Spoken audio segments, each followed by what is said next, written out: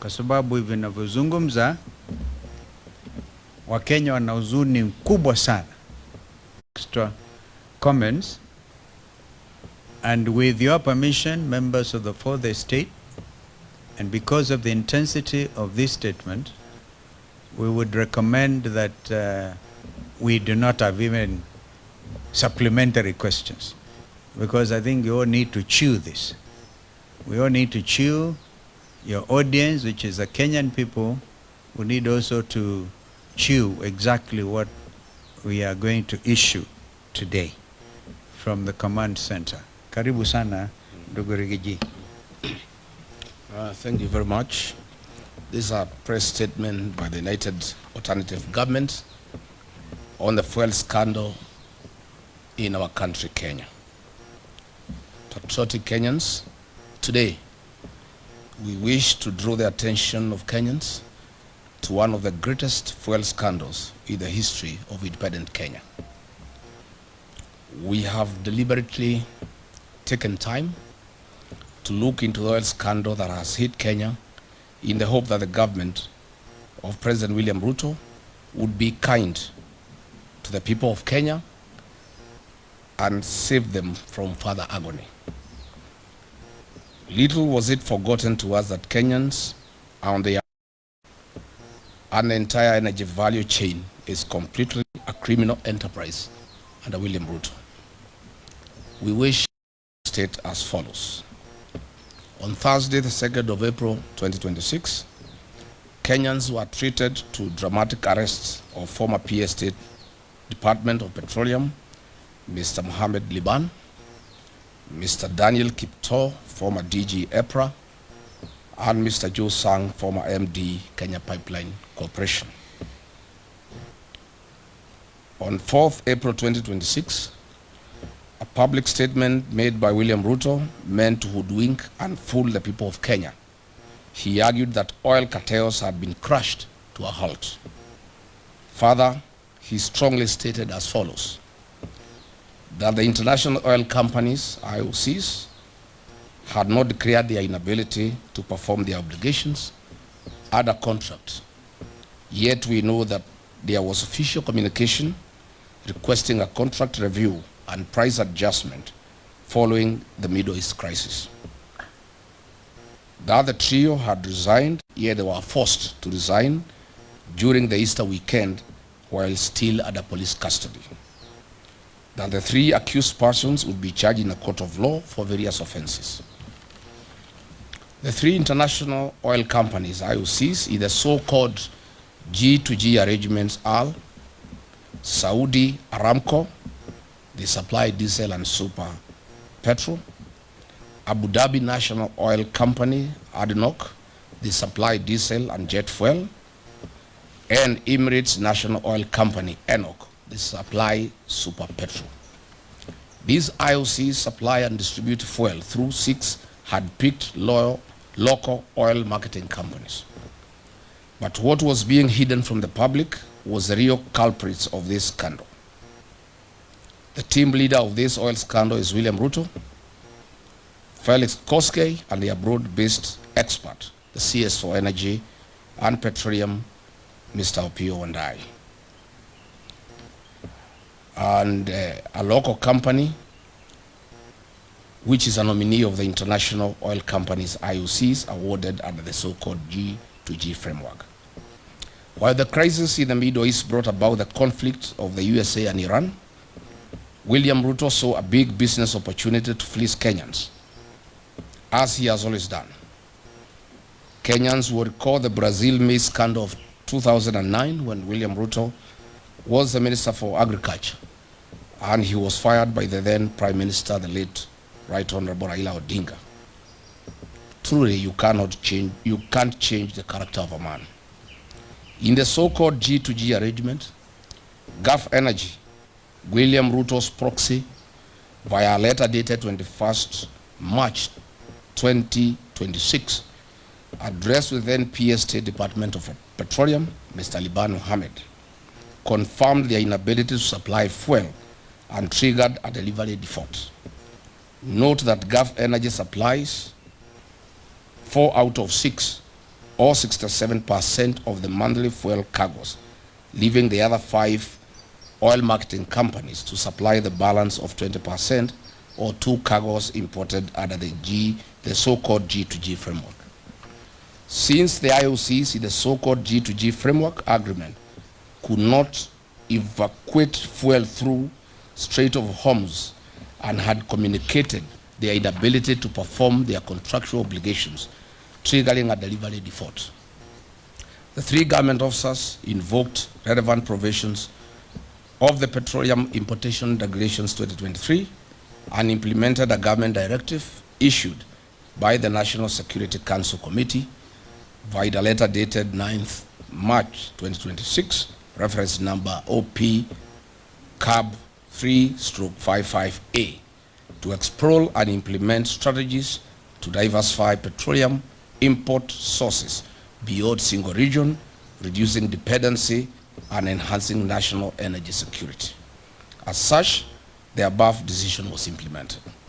On 18th March 2026, the State Department of Petroleum, a meeting of the Vessel Alignment Committee, which was chaired by one Joseph Wafula, was held to review the supply position and replenishment plan. The meeting was attended by 13 local oil marketing companies.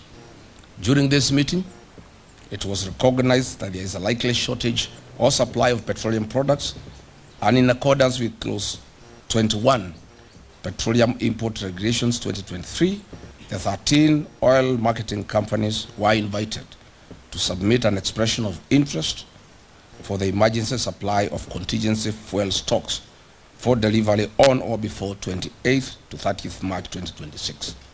It is important to note that only 4 of the 13 oil marketing companies submitted their bids within the stipulated timeframe. The awards for the supply of emergency contingency stocks was duly awarded to the 2 lowest technically compliant oil marketing board bidders, with the condition that the supply required a quality waiver from Kenya National Bureau of Standards, KEBS. Note, this was also in line with Clause 8.1 Petroleum Import Regulations 2023, an international best practice as seen in other countries who had relaxed fuel specifications following the effects of the Middle East crisis. Subsequently, via the letter dated 28th March 2026, reference MITI/CS/Volume 1/Waiver Number 3, signed by Honorable Kenyan, CS Minister of Investment, Trade and Industry, addressed to the Honorable P. Wandai, granted waiver for oxygenates, manganese, sulfur, and benzene parameters in the KSES 158/2025. The following companies were awarded, who are the 2 lowest bidders: 1 Petroleum and Oryx.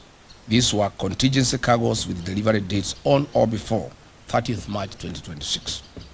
Their supply position was to provide fuel cover for 2 weeks, thus ensuring product availability during the Easter holidays. But where is the mischief of the oil cartels? William Ruto was well appraised of all these processes and procedures. All the directives were issued by the National Security Council Committee, chaired by Head of Public Service Felix Koskei, Ruto's errand boy. After William Ruto got a brief that Gulf Energy's bid was knocked out on technical grounds and the competitors had gotten their letters of award, he issued clear instructions that Gulf Energy bids be affixed to the procurement process and awarded with immediate effect. Gulf Energy submitted their bids 3 days later, on 23rd March 2026, after the awards had been executed. Their delivery was for the 8th to 15th April 2026, which was 10 days past the preferred date range of 28th March to 2nd April 2026. The bid of Gulf Energy was rejected by the Vessel Alignment Committee, State Department of Petroleum. This being William Ruto's proxy company that supplies 80% of monthly cargoes, he exercised political power. Characteristic of him, This is when the head started rolling. He knew that he had lost profit worth billions of shillings. Through a remarkable architecture, conman attitude, William Ruto orchestrated a terrible propaganda that the fuel supplied was substandard despite the comprehensive compliance due process followed by the gallant then government officers. To date, the three arrested Kenyans, PS Liban, DG EPRA and MD Kenya Pipeline Company, have had no charges preferred on them. Why? They had no case to answer as they followed and applied the law strictly. The real culprits in this scandal are William Ruto and his broad-based expert, the Honorable Opiyo Wandayi. Concurrently and maliciously, on the night of 5th and 6th April 2026, as this drama was being executed, William Ruto dispatched a high-power delegation led by CS Wandayi, Acting CEO EPRA Engineer Joseph Okech, and other senior government officials together with Gulf Energy to renegotiate new pricing with the international oil companies whose nominated agent is Gulf Energy, a proxy of William Ruto. These prices were negotiated in Dubai, and if you recall, that is why Opiyo Wandayi was not available when he was summoned by Parliament, as he was negotiating these prices in Dubai to take into consideration the profit of William Ruto in the new price structure. Kenyans now have to pay for the greed and business of William Ruto, not only on the pump, but across all sectors of the economy. Yesterday night, they increased prices of super petroleum by Kenya shillings 28.69 and diesel by Kenya shillings 40.3 per litre, a historic high since Kenya's independence. You recall 2 weeks ago I announced the price increase of 40 because I had information from the team that was negotiating in Dubai on behalf of William Ruto and his people. Following the April 14, 2026 price adjustment, Mr. William Ruto will earn a profit of Kenya shillings 5 per every litre consumed by the people of Kenya, or the equivalent of 2.5 billion Kenya shillings, from the 500 million litres to be supplied for the region's consumption. Since the inception of the so-called G2G agreement, Mr. William Ruto has earned a cool 30 billion shillings in profit from the supply of petroleum products to the region.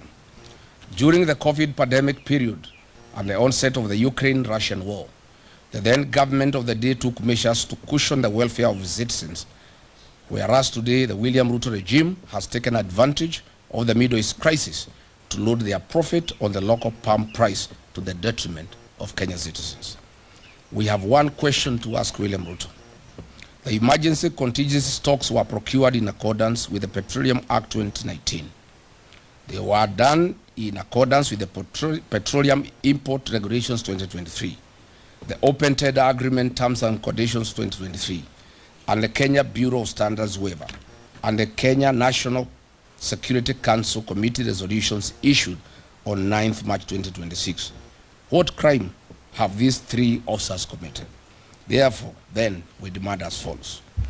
Mr. William Ruto, leave being on top of the vehicles, as you have always done to lecture the people of Kenya. You must now make hard decisions for the future. Mr. William, this is the time Kenyans are demanding that you immediately stop living your dream and utopia and face reality and put Wanjiku first. Mr. William Ruto, you must immediately direct the Speaker of the National Assembly, your sycophant, to convene a special sitting of Parliament within 7 days to address the following urgent issues, failure to which the united government shall call for national mass action. 1, to cancel the so-called government-to-government petroleum framework, as it involves hard-picked oil marketing companies that represent the William Ruto interests. In any case, the commercial frameworks between William Ruto and private international companies. We want to explain that this is not government-to-government. This is government companies in the Middle East. In normal circumstances, if it was government-to-government, these Middle East companies would be working either with NOC or with the Kenya Pipeline Company, not private companies owned by William Ruto. So there is nothing like government to government deal. It is government to William Ruto, proxies and companies. We unequivocally demand for the immediate resignation for Energy and Petroleum, Mr. Opiyo Wandayi, for the fuel scandal and lying under the oath to the National Assembly Committee. We also demand the resignation of Lee Kenyan for being complicit and being part of this scandal. We want to ask to suspend the implementation of the National Infrastructure Fund and use the proceeds collected from the sale of equity in Safaricom PLC and Kenya Pipeline Corporation to cushion wananchi from the adverse socio-economic effects of the April 2026 historic fuel price adjustment. On taxation relief to Kenyans, we demand the suspension of the road maintenance levy that was increased from 18 shillings to 25 shillings per every litre of fuel. We also demand the suspension of the affordable housing levy. We also demand the suspension of unwarranted NSSF deductions that are punitive and are used to finance President William Ruto's single-sourced infrastructure projects. We also demand that Parliament remove VAT on fuel products. We are saying, on behalf of the people of Kenya, that that is a reducible minimum. And if there is no action taken on the part of William Ruto, we shall announce further measures to the people of Kenya to force William Ruto and the National Assembly to act in the best interest of the people of Kenya. Thank you.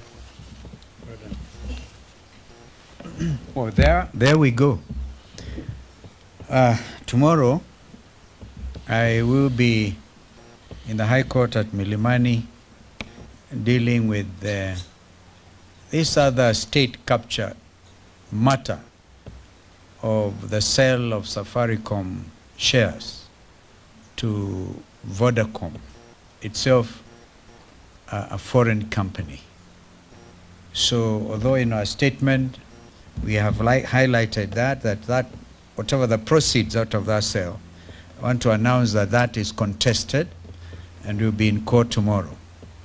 So we will now invite our brother JB Muturi to give some highlight, make some further comments, and after that we'll have brother Fred Matiangi, and finally Eugene Wamalwa will make the final comments.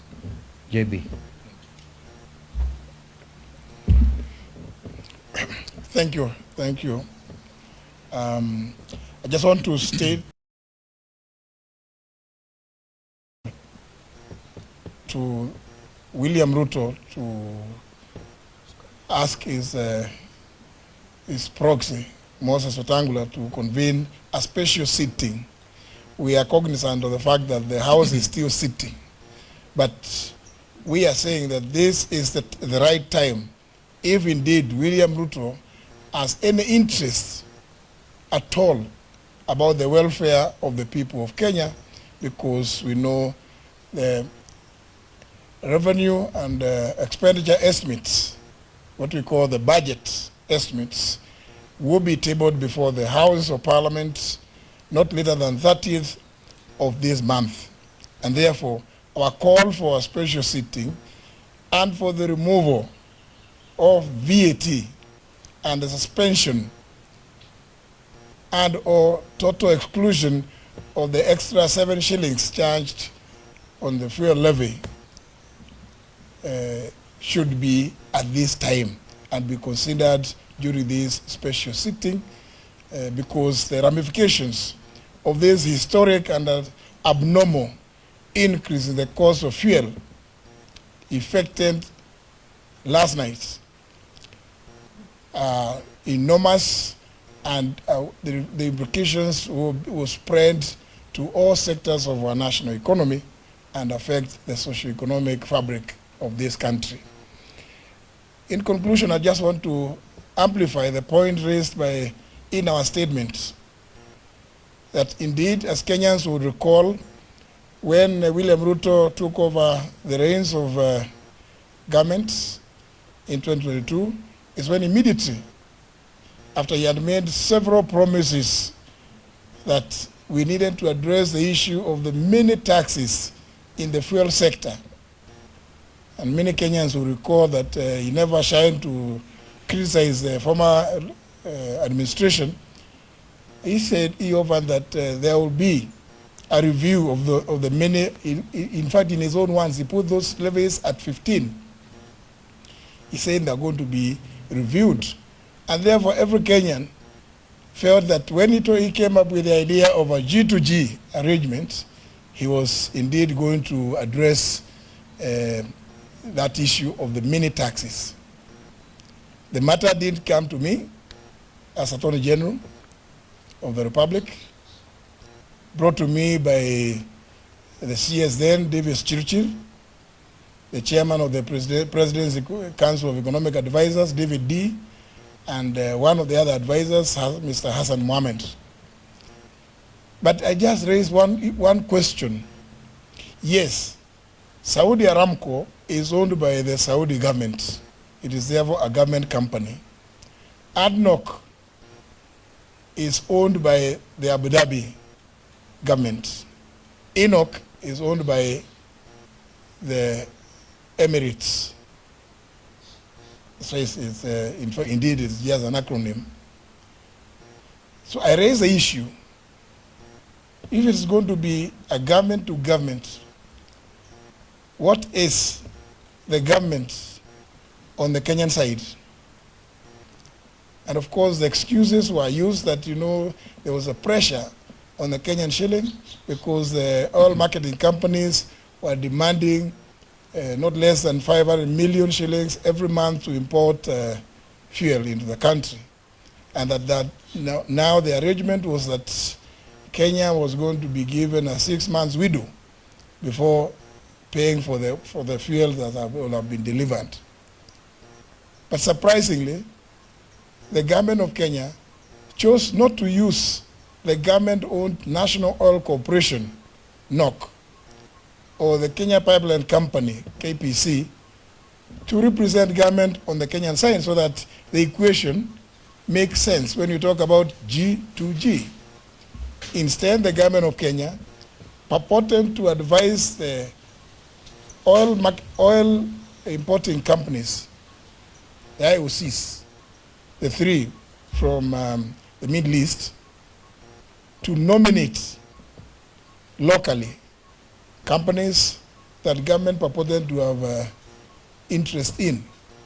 And those companies, the three that was nominated, are the ones led by Gulf Energy, in which William Ruto controls more than 3/4 of his shares.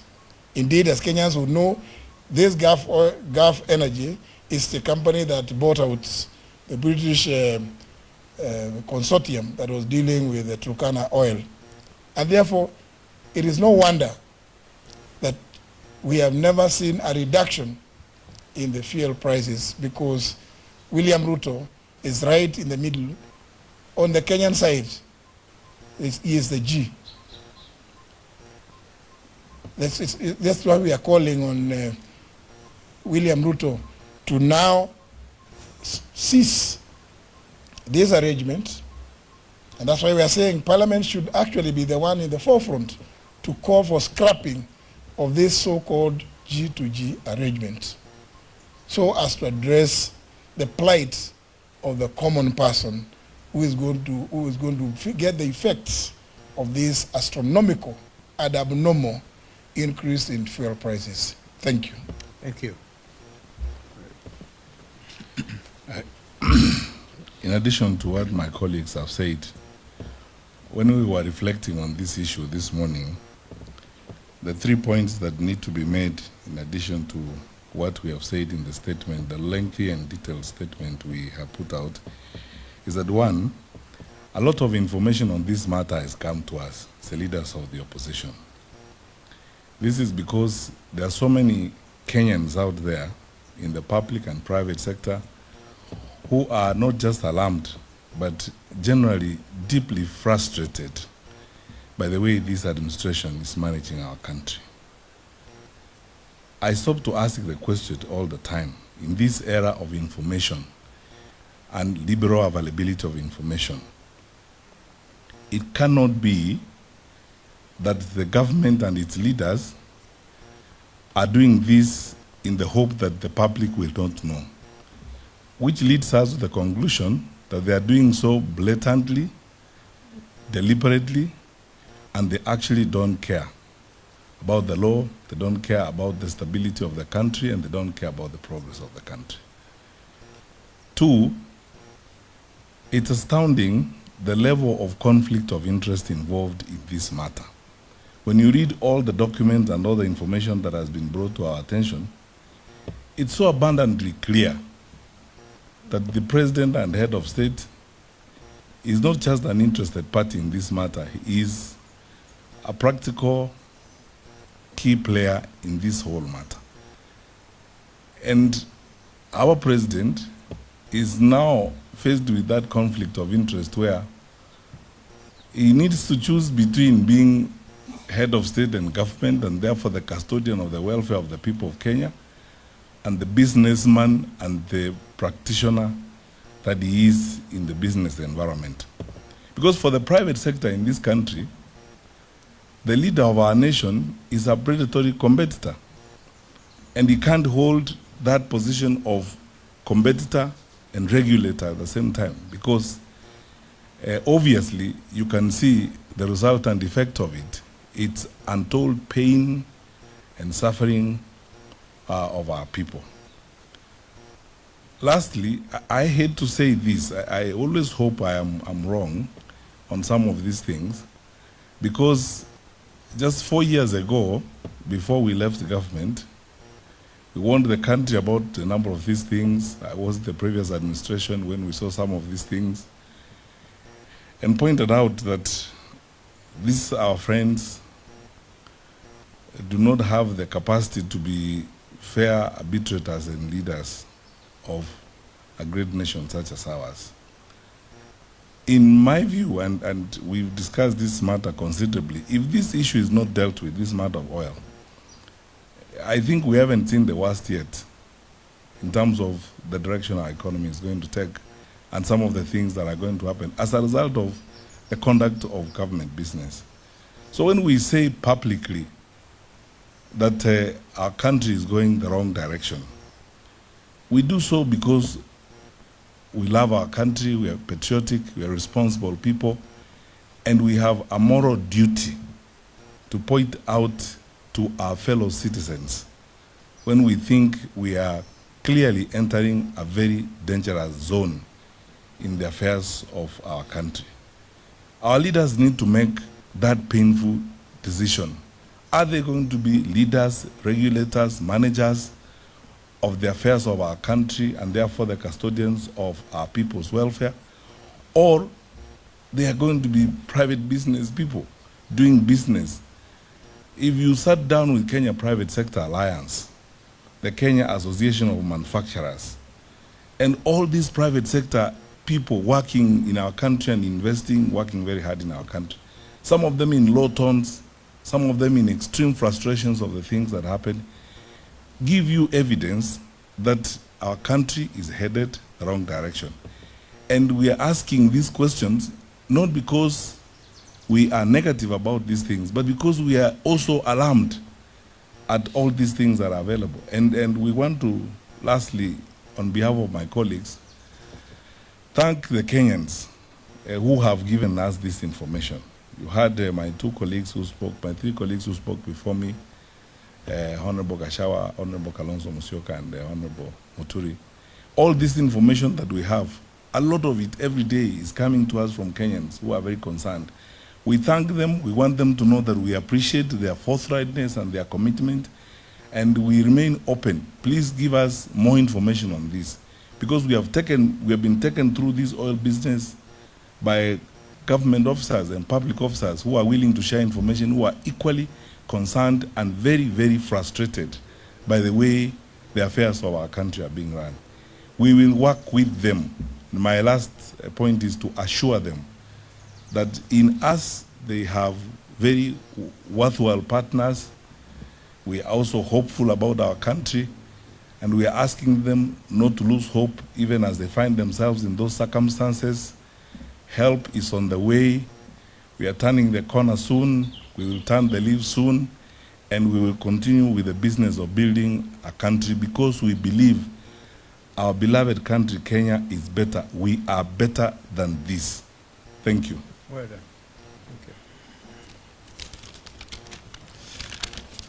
Asanteni sana. Nafikiri wenzangu wameongea Kiingereza mingi, wacha njaribu lugha ya taifa. Na niseme ya kwamba Wakenya wenzangu, jana shirika la April limetangaza kuongezeka kwa bei ya mafuta.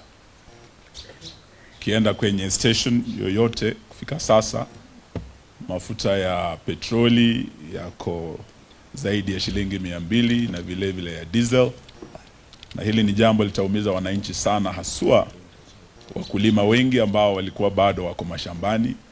Diesel imekuwa bei ya juu sana, na inamaanisha hata yule mkulima pale kwenye shamba, kuanzia leo mambo yatakuwa magumu. Hata wale walio katika uchukuzi, transport, diesel itapanda.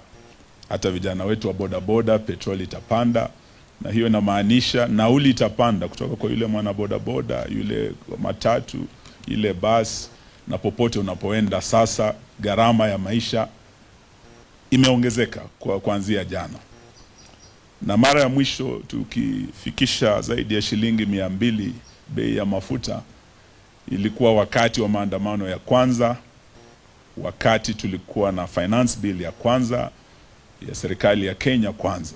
Na hiyo ndio ili double mambo ya VAT, ushuru kwa mafuta, kutoka shilingi 8 kwa lita hadi shilingi 16, 16% ya VAT on fuel every liter. Hapo ndio ilifanya gharama ya maisha ikaongezeka sana, kukawa na maandamano. Na baada ya maandamano tukaulizwa twende kwa mazungumzo kule kwenye Bomas. Tuliongoza Mheshimiwa Kalonzo kule kwenye Bomas, timu yetu ya Azimio.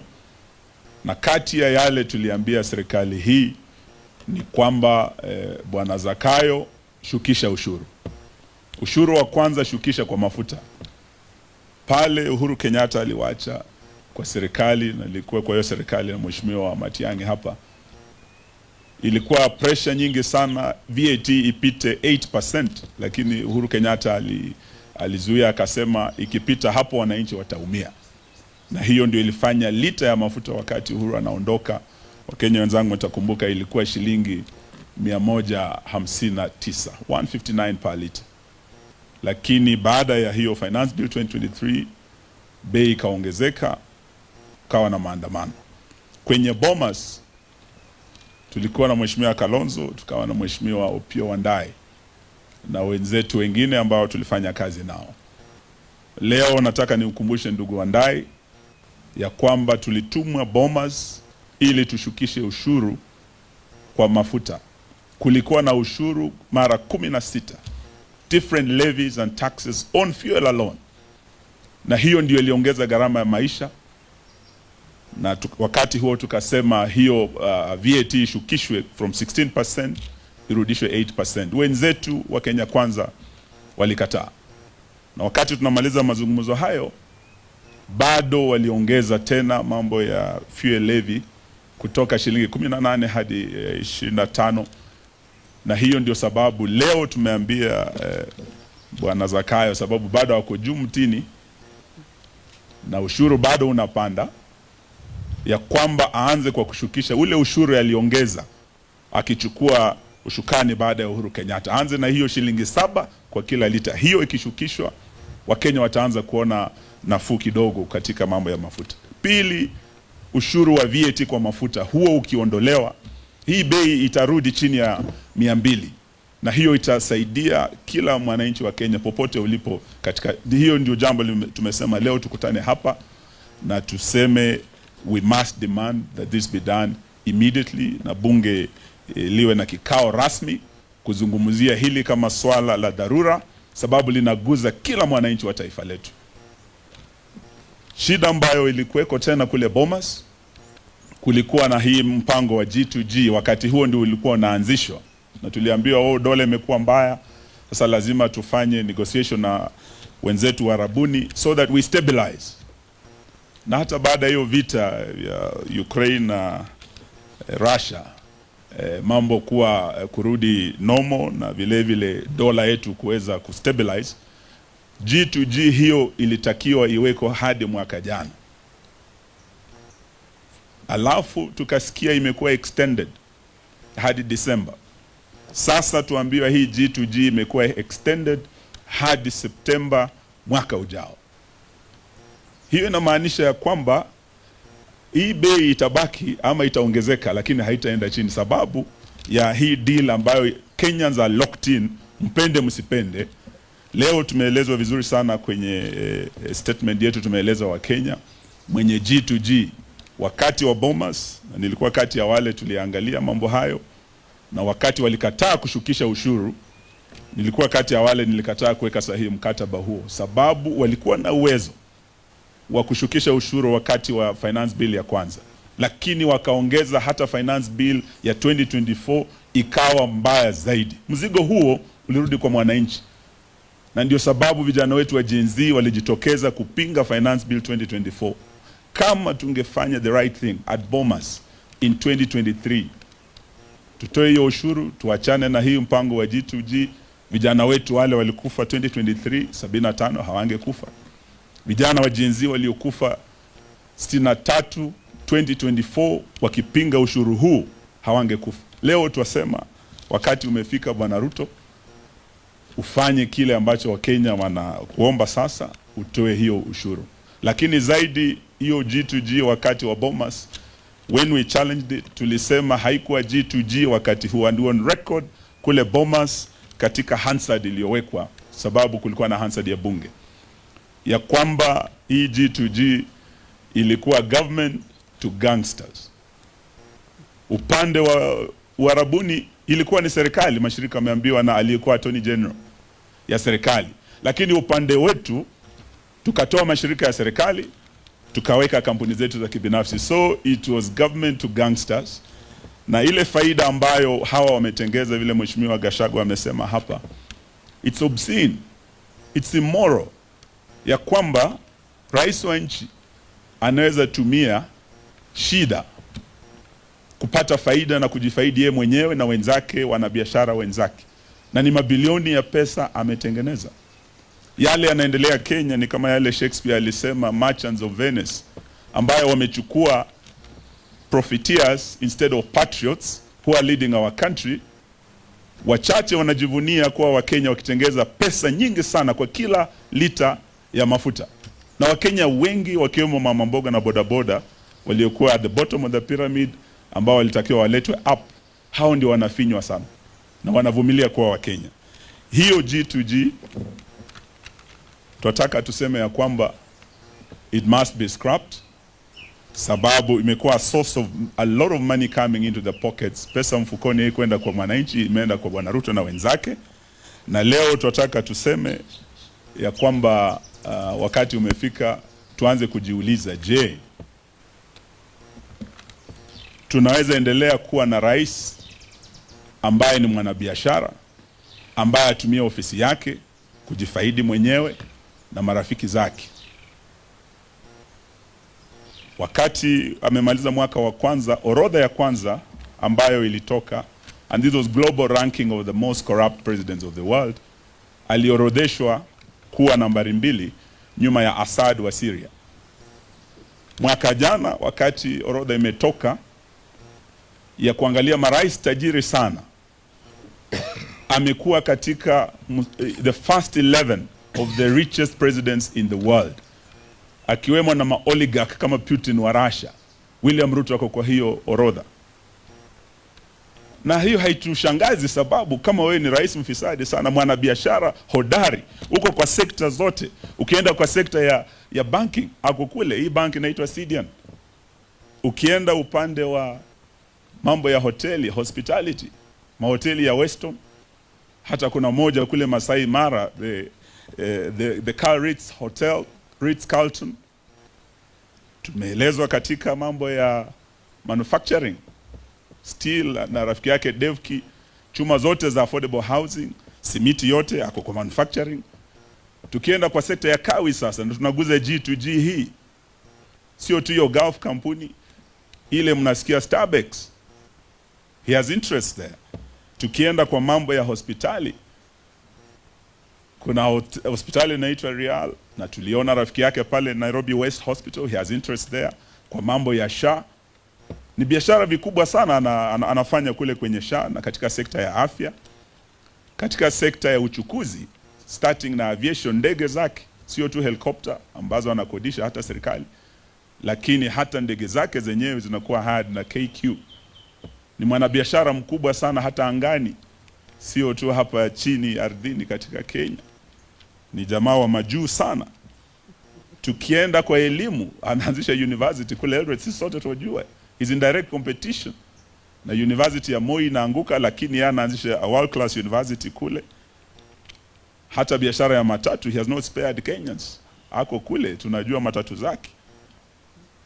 Hata ukiingia kwa mambo ya sukari, amechukua kampuni zote, Zoya, Sony, Muhoroni, Miwani, mashirika yote ya kiserikali, na ekari zaidi ya 1,100. Na marafiki zake wachache wa Hindi sasa wameshika sekta ya sukari mkononi mwao, na anaanzisha yake ya kibinafsi kule Kilgoris. Ukiuliza wa Masai wanatuonyesha hiyo factory inakuja ni ya Ruto, na kuna zingine ambazo anaendelea kufanya. Na tunajua ya kwamba hata kwenye mining tunamuona kule Murima Hills, tunamuona kule West Pokot kwa simiti, hata dhahabu kule Kakamega na kwingineko. Sasa tunauliza kama wa Kenya, jamani, itakuwa vipi tuwe na rais ambaye ni mwanabiashara? Kule Venice kulikuwa na mabepari wa Venice, merchants of Venice, but now we have merchants of Kenya, led by none other than William Ruto. In fact, for me, I will tell my colleagues, we should not just be asking the PS to resign over this scandal as small fish. We should not just be asking Opiyo Wandayi, we should be asking William Ruto himself. You are conflicted, Mr. President.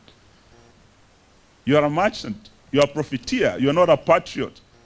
And this goes on even in the region beyond our country. Your gold in the DRC and diamonds, the blood gold with Sudan, with the RSF. How much is enough for you, Mr. President? Thank you. Wow. Sasa mmeasikia. Na waelewa kwa sababu gani nikasema jameni tutulize boli kwa maswali. Hata umesahau ndugu Eugene kwa upande wa media vile vile. Wenyewe, you haven't been spared. Kwa hivyo mfanyabiashara huyu sugu huyu, uongozi afanani nao. Kwa hivyo swala hilo ni la Wakenya na sisi zote. So we want to say this is very painful, extremely painful. By his own admission, William Ruto has said he's a businessman. When he was saying sijui ng'ombe ya Eugene inakufa inakupe, akasema kuna ng'ombe safi sana kwa upande wa kilimo. Ni vizuri kuwa champion na hiyo, lakini uongozi wa nchi nao unahitaji patriotism. So we are at a crossroads, and we'll do the best we can together. The Kenyan population, we're not going to leave you alone. We will put your best interests ahead of us. Kwa hivyo, let's keep hope alive. Asanteni sana. Thank you. Thank you.